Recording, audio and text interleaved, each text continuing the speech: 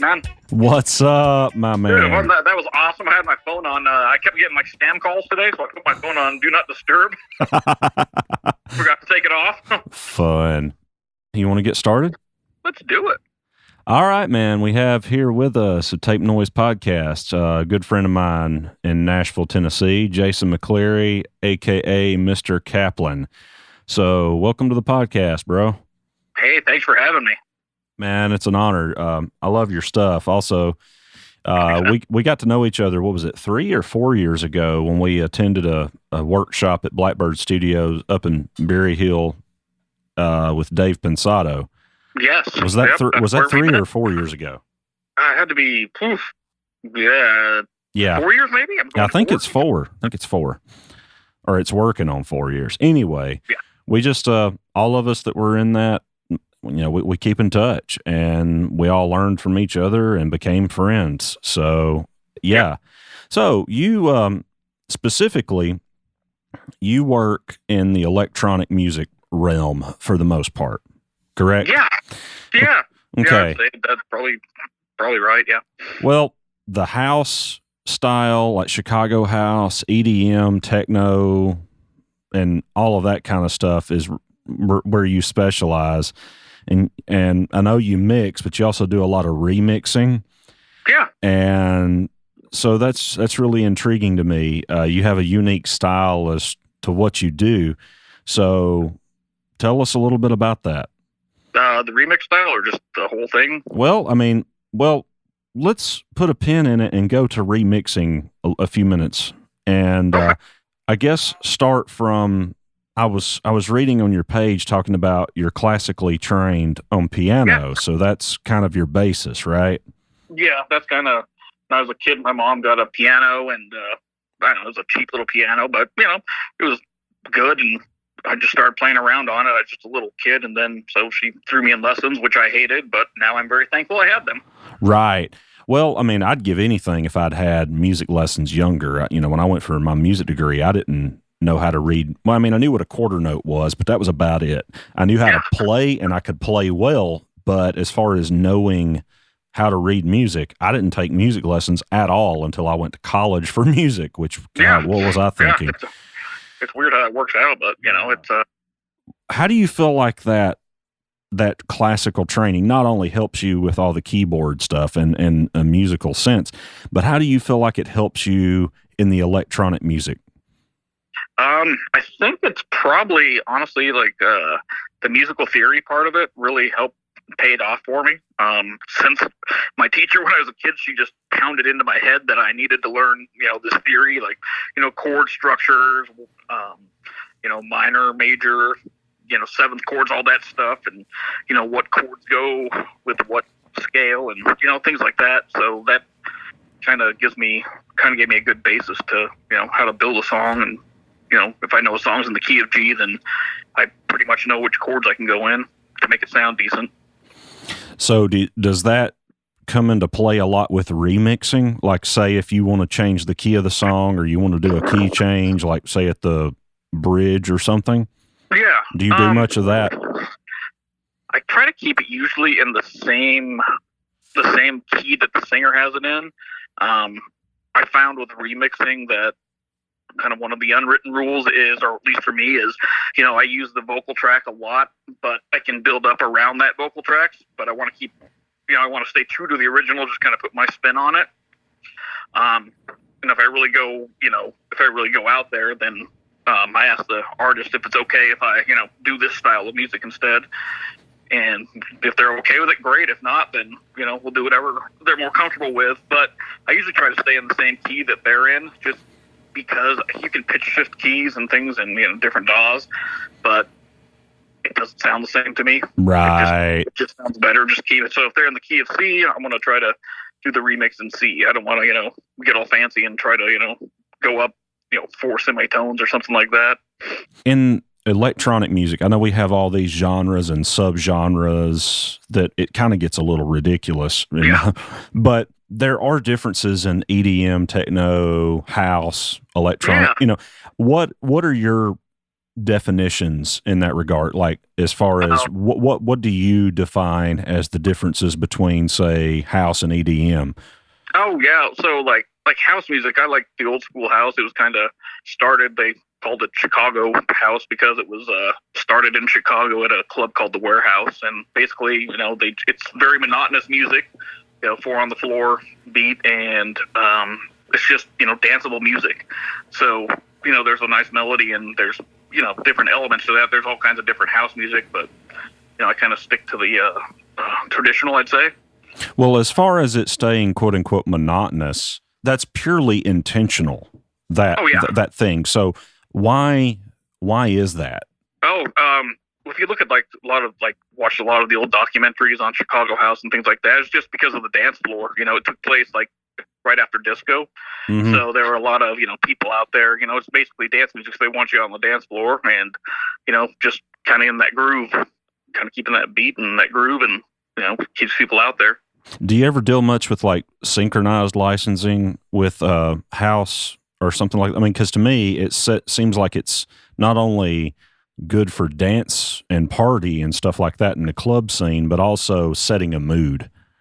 Yes, it definitely sets a mood. I do some sync licensing stuff. Like I apply for different genre, not different, but like different TV shows and movies and things like that need stuff.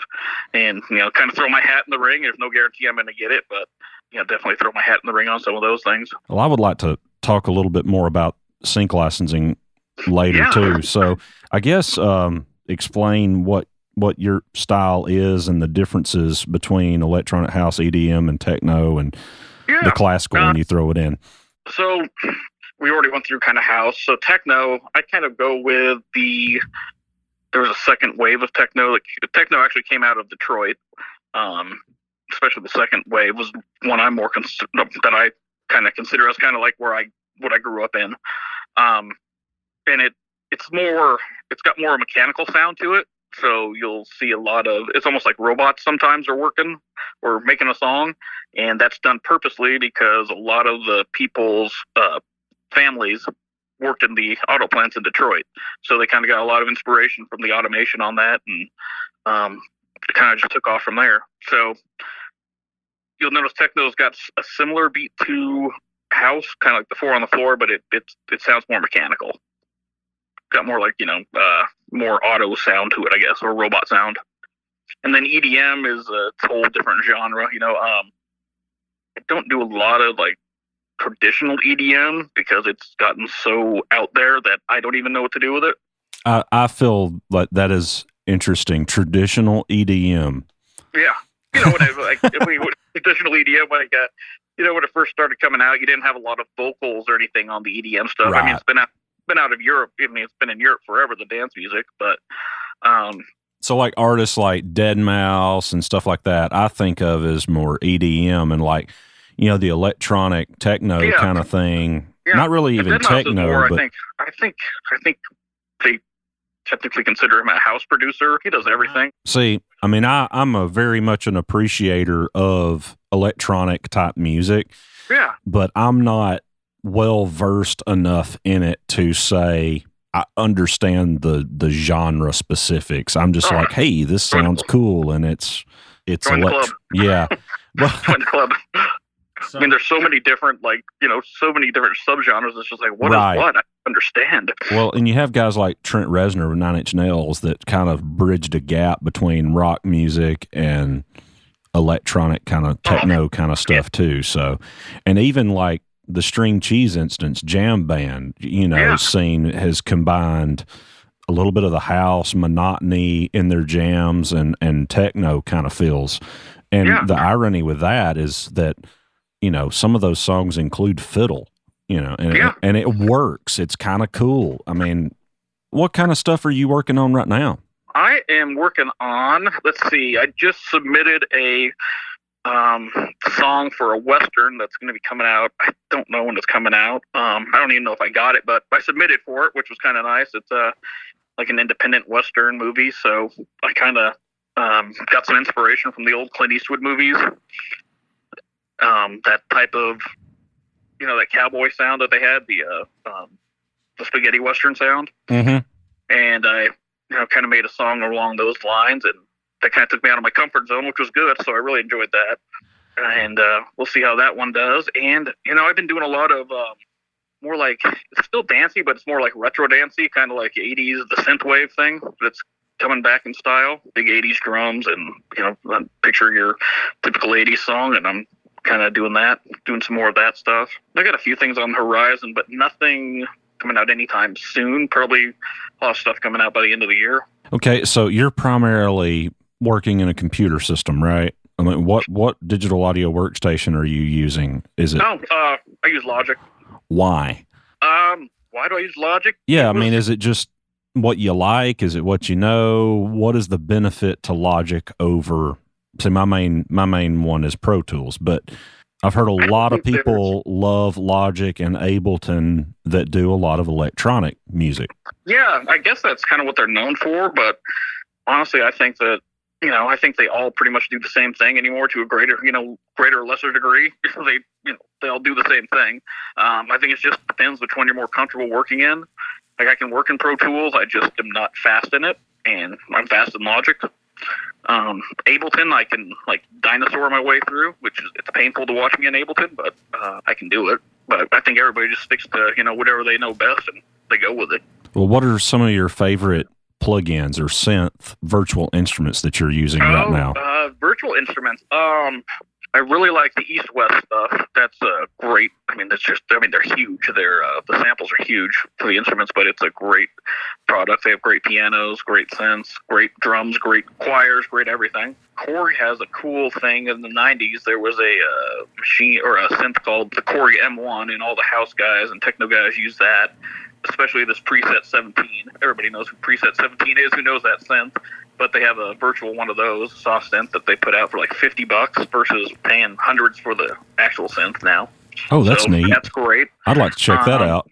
Yeah, that's great. And then Omnisphere is another great one for synths. I mean, their synths are just incredible. They have pretty good pianos too. I mean, yeah, Omnisphere, just about everything Omnisphere does is really cool. Oh yeah, I'd like to get that at some point. Oh, it's great. And as far as like actual synths, I collect some older synths. I've got some old Yamahas. I've actually got I have a Korg EPS-1 that came out of the 80s, and it actually used to belong to Moby. How did you come across that? He was selling some stuff for a charity, wasn't he? Yeah, I follow him on Instagram, and I saw where he was actually doing a thing for charity through reverb.com. So I went to the site, and that synth was about the only one I could afford because everything else had already been taken. So it was in total disarray when I got it. Didn't work. So I had it repaired from a local guy out here in Nashville, and it works great now. I mean, it's got that, it doesn't stay in tune, and it just sounds like you'd expect it to sound. It's great. You have to turn it on and wait for, a day or two for it to stabilize. It's great. I love it. What era would Moby have probably used that? Do you know of any songs specifically? I don't know what he used it on. I'd have to look that up. I have no idea what he used it on. Probably some of his earlier stuff, I would think. That's pretty cool, though. Sense. And then, like, my pride and joy is my Moog, Sub 37, which is it came out a few years ago, and it's a Moog that's just great. I mean, the bass sounds it can make are incredible. I always mispronounce it Moog. Yeah, I did too for a long time. And then I got corrected when I went to the factory. They're like, no, it's Moog. I'm like, okay, sorry, my bad. Why the name Mr. Kaplan? What is that? Oh, yeah, this is great. I'll tell you because that's the moniker you go by, right? Yeah, I'll give you the truth behind this one. I was working with a guy out of California. Him and I were doing some demos, and we didn't want my artist name to be Jason because that's not that fun of an artist name unless I'm like a singer-songwriter, like acoustic guy singing at coffee shops. You could always get a hockey mask and play acoustic at coffee shops. I like where you're going with that. But the Blacklist had just started, that TV show, and Mr. Kaplan is a character on there, and Mr. Kaplan is actually a lady. Oh, okay, cool. Okay. So, I can't believe I didn't put two and two together. I just figured Mr. Kaplan sounded better than Jason. There you go. So that's the big story behind the name. Well, cool. So have you talked with Dave Pensato any lately? I texted him a couple weeks ago, and we were going to catch up, and then as you know, Dave gets busy and kind of, the man's very busy. So yeah, I try to respect his time because we usually text anyway or email or something because it's just, and I just send him a message and he'll reply whenever he does because I know he's busy. So, we'll catch up. We'll catch up when he has time. Yeah. Kind of while we're talking about Pensado, what do you feel like you gained most out of that workshop with him? I guess this is kind of a, because this is how we connected. Yeah. I mean, I gained a lot of friends and learned a lot. And also, just kind of, has that the only workshop you've done? No, I've done a couple others. I took a songwriting class at Full Circle Music, which is based, Seth Mosley he's a well-known producer out in Nashville, and he ran a class. I think he runs one a couple times a year, and it was really great. It was like a 3-day thing. Oh, that would be neat. It was really great. So I got to, write with some different songwriters and get more into the lyric aspect of writing, which I'm not great at by any stretch of the imagination, but, got to try to learn it. Out of the workshops you've done, what do you feel like you gained most out of them? I think the one that was most influential is probably Dave's, just because, he's always been one of my heroes, and when you meet one of your heroes, you don't know what to expect, and, he was just the most gracious guy you'd ever want to meet, and, he was just humble, and the amount of knowledge he shared with us, and then, towards the end, not towards the end of it, but right away, we kind of just hit it off, and, I think gaining his friendship and, his mentorship ongoing for, years now has just been great, and that was huge. Yeah, I remember, I don't know if I was visibly shaking, but when we played our mix that we brought for a critique, like I handed him my thumb drive and I almost lied and said I didn't have one. Yeah. And I'm like, well, that would be dumb. But immediately when I handed it to him, I knew everything that was wrong with that mix before he ever played it. And I'm just like, can I get it back? I know the total feeling because my thumb drive didn't work that day. So I had to find something off like my SoundCloud account or something. I forgot about that. Terrible. Yeah. But I mean, I gained so much out of that because he leaned back and he was like, well, how honest do you want me to be? And I was like, well, I'm paying money for this workshop. I kind of need you to be honest, And he's like, well, you got some good stuff there, but you're hiding it. And I'm like, he's like, this is a safe mix. And I'm like, when I sat down to mix this, my exact thought was just don't mess it up. Yep. So, yeah. I think what's great about Dave, too, is like, to this day, like, I can text him and you can text him and ask him, what would you use on this? And he just has, boom, right away, he'll know what to use. Or I'll just give you an idea. Right. But I think one of the greatest things he told us, and he said he doesn't want another Dave out there. He wants us to, do our own thing, which really is cool, too. I think that's really great. And it's hard to remember that sometimes because you want to emulate your heroes. Exactly. That is hard because it's hard to kind of have confidence in what you're doing and that what you do is good. And yeah, absolutely. Kind of moving on from that, I've done several workshops. I've gone to several, and I'm a full believer in them because not only do you meet people like you, for instance, we met and became friends with the other Grant Goddard, who was in the workshop with Dave, and now I'm really proud of him. I need to give him a shout and try and get him on the podcast too, and just need to go visit. We all need to go grab coffee or something. Heck yeah. He's on the road with running monitors for the Alan Parsons project. Yeah, it seems to really be loving that. Man, that's his hero, so I'm really proud for him. And he's got a freaking co-engineering credit on the new album, so that's super cool. I mean, I'm genuinely proud of him for that. Yeah, he's a super cool guy, super talented. Oh yeah, I love his studio too, man. Oh, I envy his console. Dude, that API is nice. Oh yeah. You were talking a little bit earlier, wanting to kind of go into the conversation about not getting down on yourself in the music business. I think this is probably what all struggle with is like in the creative world.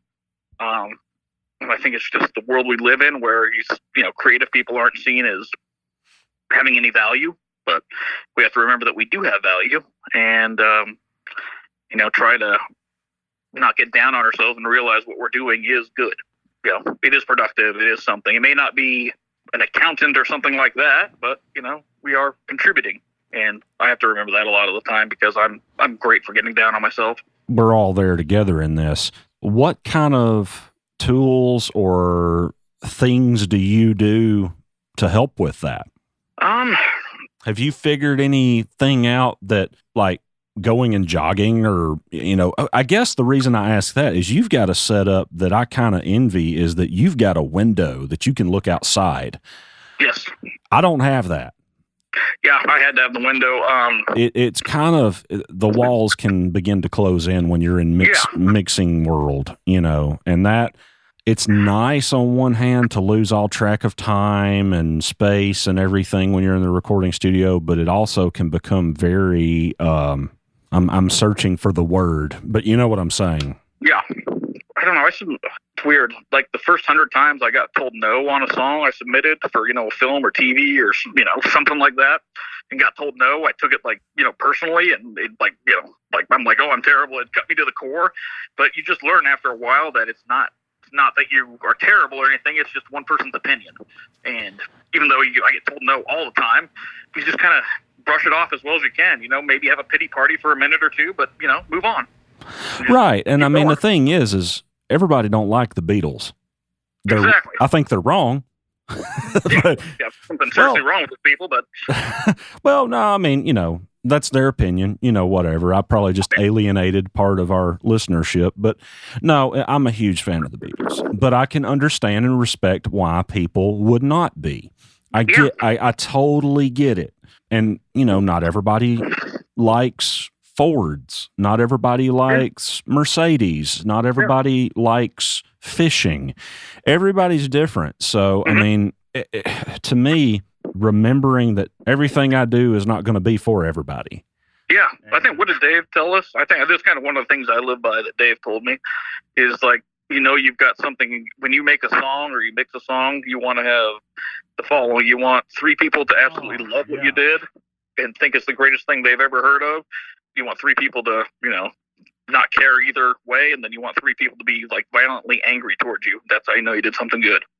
And I'm glad you brought that up, because that is something that I have mentioned to people over and over. I've talked about it a little bit on this podcast, I think. If not, I've meant to. But also, that is something I have gone back to over and over and over. And recently, over this past week, because, man, we got some serious hate on as a review from one guy on our podcast. Yeah. And I know you're doing something good then. I mean, well, I feel strongly that it was a really good interview that he was talking specifically of. And that's, that's one guy's opinion, and he's totally entitled to it, but I hung on to it too much, and it bugged me because, one, I'm passionate about what I do, and 2, it was like, I know this is really good content, and I really took to, because he could have been right, and it could have just totally sucked wind, but I went and listened for the things that he mentioned, and was like, I'm going to try and be as objective and open-minded as I possibly can with what this guy said, because he's totally hating on it. He might be right, and I might be wrong. I might just have my feelings hurt, but he might be right. And I really don't think the guy even listened to the whole podcast. And if he did, that's fine. But, that's one person's opinion, but we had a lot of other people show up out of the woodwork and leave us great reviews. And, as long as the majority of everybody is digging what we're doing, then we're going to keep doing it. Sure. But I think that's really a really good point, without talking too long about this, that the 3 people that are apathetic are the worst response you can get, because they could care less. They don't care. Yep. There is no response. If they hate what you're doing, at least there's a reaction. And that's, generally speaking, a sign that you're doing something different, and it's going against the status quo. Because, say what you want about like the rap country thing. There's so many people that are hating on that, but they're doing something different and they're getting some attention for it. And a lot of people love it. And, I went to this kind of talking about the same thing. Grant Cardone, who is a millionaire, he did that 10X conference in Miami that we went to, business conference. And he's like, man, get you some haters. He said, you got to get some haters. And it's a little almost a little overblown, but at the same time, he's right. And, I mean, like Taylor Swift, plenty of people hate what Taylor Swift does, but she's packing out stadiums. Not everybody's going to like what you're doing. And to me, the status of Taylor Swift, for instance, is doing a full stadium tour. Yeah. And you've got a lot of people like, man, she sucks. And it's like, well, maybe not, but she's doing something right. Taylor, if you're listening to this podcast, I absolutely love everything you have done. I love Taylor Swift's music. I mean, of 1989, that was one of my favorite albums. Yeah, I mean, I love it. It's a great record. I mean, people can say what they want, oh man, her dad bought her career or whatever. And it's like, well, okay, whatever. But something is clicking with an audience and it's resonating with people in some capacity for them to show up in that amount that she's packing out stadiums, yet you hear so much hate to the point that she's written songs about it. I mean, it's like, shake it off, man. And it's easier said than done, but it's really difficult.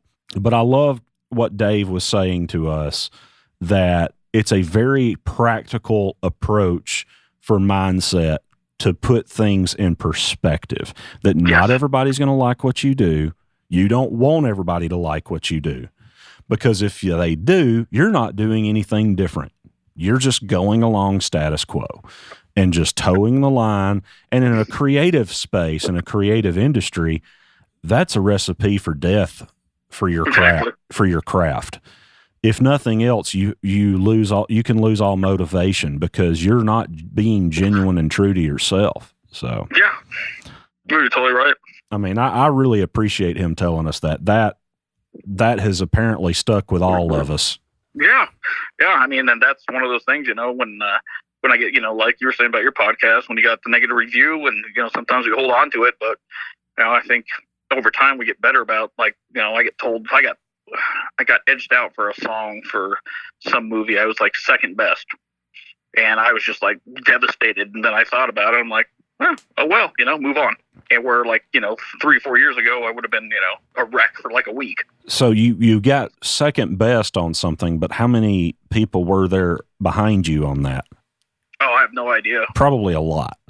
I said I wanted to kind of go back to asking you about sync licensing and what you're doing with that in terms of background music for shows and things like that. So who are you putting your music out there through? Are you working with a publishing company? What exactly are you doing? I'm working with a publishing company out of Nashville called Murph Music Group. They're really great. So basically what I do is they'll send me a sheet every month of artists that are looking for songs, or film and TV that are looking for songs, or video games that are looking for songs. I kind of just go through those and kind of pick and choose. Like, I think I'd be good at this one, or I'll give this one a try. Send it in, and if they like it, they'll approve it and ship it out to the music supervisor who's looking for it. Or if they don't like it, they'll say, hey, I think this needs to be fixed on it, and fix it and send it back, and hopefully everything goes good, and they send it out. Have you been doing anything for video games? I submitted a few things for some video games. It wasn't what they were looking for, so I got told no on it. But I just sent some stuff out. I've actually been taking some online classes on video game sound design. Oh, that's neat. Where are you taking the classes from? Right now, I've got Groove 3. Oh, really? Yeah. I've done that, and Groove 3 is freaking awesome. Yeah, I like it. Which class, if you don't mind me asking? I might join in on that too. I think it's like video game sound design. Oh, really? Okay. Yeah, that's really... I need to re-up my subscription on that. I've been waffling back and forth about that. For those of you that don't know what we're talking about, groove3.com is a really good resource to just study things music related, technological, whatever, recording, or, they have guitar instruction, just a wide variety of stuff. I mean, there's all these, there's masterclass.com. Have you ever done that? Masterclass, I have done a few of them. I'm actually just thinking about buying a subscription to that because they've got such great stuff on it. Not just music related, but everything. I've toyed around with the idea of that, and a good buddy of mine in town, he's joined up with Fab DuPont's Pure Mix. Yeah. I have not done that, and I've not done Mix with the Masters, but I've done the Groove 3, and I'm trying to go through. I think I need to rejoin up with Groove 3 first because I've already gone through some of their training and video tutorials, and go back, kind of do that one thing and then move on to something else. That's cool though. I didn't think about going through them to learn stuff like that. Oh yeah, I've learned a ton through them. Honestly, I actually learned how to play some Beach Boys songs on the piano, which was kind of fun. Really? Oh, cool. Yeah. Well, I mean, there's a lot of great resources. So yeah. Did you do the Dead Mouse masterclass thing? I did not do his masterclass. I've thought about doing that because that really seems, even though electronic music is not my specialty, that's precisely why I would like to do it, because it's not. So it's a little outside my comfort zone. Armin van Buren is another one. He has a masterclass out. Oh, cool. And he does a lot of trance stuff. Oh, cool. That'd be neat to do. So, and he's a really talented guy. I saw the preview for the class and it sounded really cool. The back to the sync licensing thing, I know I'm kind of jumping around, but have you ever submitted your music to the catalogs that are out there? Are you familiar with any of those? Yeah, actually, I've got I forgot. I've got like 3 songs in a catalog. I forgot which catalog they're in, but they're just kind of sitting there in the catalog, and as far as I know, nobody's done anything with them yet, but they're just there. One was like an 80s song, and 2 were like 90s hip hop. Yeah, that seems to be a pretty viable thing for people to be doing too. I mean, I'm not sure. I haven't seen anything out of it yet, so as far as I know, nobody's picked up those songs, but they're in a catalog or a library. For someone who's wanting to get into doing what you do in the electronic house EDM side of things, where should they start? I would start by, I think, one, you got to have you have to have an interest in it, that type of music. And then I would just start studying, there's tons of documentaries on YouTube and stuff on like old house and, old techno. And just kind of, I'm kind of I like history, so I kind of like to know where stuff came from. So I'll watch stuff on those guys, and then I'll see what instruments they used, and study up on like the 808s and the 909s, which are drum machines. For those of you who don't know, some of the older drum machines, see how those worked, and then kind of listen to a lot of that music and just kind of try to make your own thing. Why, in your world, being that it's electronic already, would it be beneficial to use the hardware?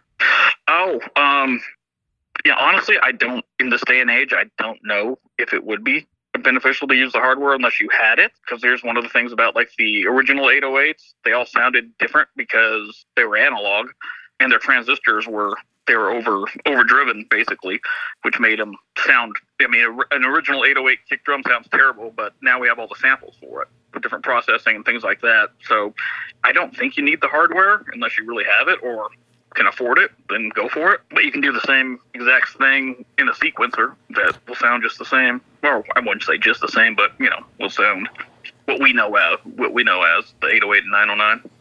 Okay, that's interesting. I hadn't really thought of that like that, because like in the world of instruments where you want them to technically sound like, you may want a piano to sound like a real piano. Yes. My upright spinet piano sounds fantastic in a lot of tracks, but there are times, to be honest, that the plug-in sounds better on the song. I mean, it's, maybe it sounds different. Maybe there was one time in particular, I recorded a real Wurlitzer piano. Cool. And I preferred the plug-in. So we redid it. It just set in the track better. It was like the real thing did not, that tonality was what was needed for the song, but it was not right. Maybe if we had taken more time in tracking, it might have been a better idea to use the real one and spend some time moving different mics and different EQs and all that kind of stuff. But the plug-in helped me get there faster in that regard. Yeah. In this situation. Said it. I was watching an interview with Deadmau5, and somebody was asking him about like a real Moog versus a plug-in Moog, and he's like, who cares? As long as it sounds good, who cares? And no one's going to say, oh, on that track, you used a plug-in. Nobody's going to know. Yeah, I mean, people don't, it's guys like us that nerd out on that, but your general population, the music listeners, they're not like, oh, that was a plug-in B3 organ. I can't listen to that. Not authentic, can't use it. Yeah. I mean, we nerd out on it because it's our craft. But, I mean, I'd love to have, drum machines. I'd love to have a drum 808 and 909, but, Dude, I got to find out. I had a songwriter in here a couple weeks ago, and I did it was just a demo, but it turned out really well for a demo, considering the fact that the drums were on an app on this dude's phone. And I just took the 1/8 inch out and split it into 2 quarters. Mm-hmm. And that was the drums, and it sounded pretty freaking cool. I mean, I did some stuff in it, with different plugins, but it sounded pretty freaking cool. I mean, a buddy of mine's got a studio. He's like, hey man, check out this drum machine I found off of reverb.com, and I'm like, hey, check out this app on a phone that cost. I mean, I'm a collector of like older keyboards and things like that. So, I'll spend money on that stuff, but, I just think it's awesome that, I mean, the technology is there, that you have the old stuff and you have the new stuff. And I just thought it was really cool that we were able to do a convincingly decent drum sound off of a freaking phone. Yeah. That was, I mean, it didn't sound like a real drum set to me. There was no way I could really make it sound like a real drum set. So I went with that. It sounded like an old school vintage drum machine. That's so cool. Yeah, I mean, it was an app on a freaking phone. I can't get over that. Yeah. Well, cool. So how can people find out about you? You can just go to my website. It's mrkaplan.co, not com, but co. And you're on the social media. You're on Instagram and Facebook. And Instagram and Facebook, and I'm terrible about updating those, but yeah. I wish I was better at the social media. Let's get together soon. Anytime. I'd love to. Yeah, maybe you, Grant, and I can get together, and when he gets back off the road. Yeah. So, yeah, thank you for doing this. And thanks for inviting me. It was awesome. Thanks so much. Yeah. So it was fun to talk about electronic music because it's something outside of my wheelhouse. I mean, I do a little bit with it, especially, working with some pop artists and building tracks and stuff, but that's definitely your specialty. So it's fun to kind of pick the brain of somebody who does that. So it's fun. I'm always learning something new. Every time I think I'm good at it, I look at somebody else and I'm like, wow, that person's really good. Well, I mean, I'm that way too. I'm like, oh, wow. Holy crap, I've got to learn. Yeah, I love it. I love learning every day. So I figure if I'm learning something every day, I'm in good shape. Thanks for joining us on the podcast, man. Hey, man, thanks for having me. I really appreciate it. Thanks to my friend Jason McClary, a.k.a. Mr. Kaplan, for joining us at Tape Noise Podcasts for a wonderful interview. If there's ever a testament as to why you might consider attending a workshop, this would be it. A great friendship. Make sure you follow Jason on social media and check out his website to see what he's up to. Also, thanks to each of you who listen to our episodes and follow us on social media, especially to those of you who give us ratings and reviews. We really appreciate that. Be sure to also follow us on social media. Stay groovy.